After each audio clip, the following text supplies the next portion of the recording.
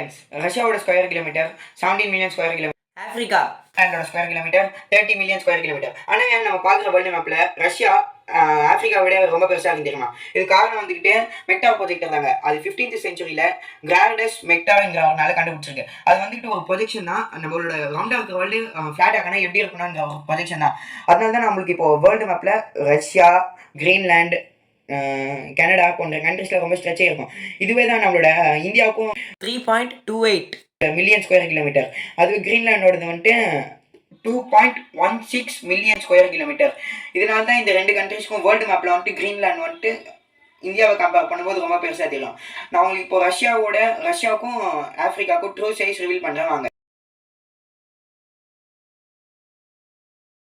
உங்களுக்கு ஒரு மேப்போட correct size இருக்கிற எனக்கு மேப் வேணும்னு கேட்டிங்கன்னா நீங்கள் கால்பிட்டர்ஸ் மேப் யூஸ் பண்ணலாம். அது வந்து மேப்போட கரெக்ட் சைஸோட காட்டும், ஆனால் கரெக்ட் ஷேப் காட்டாது.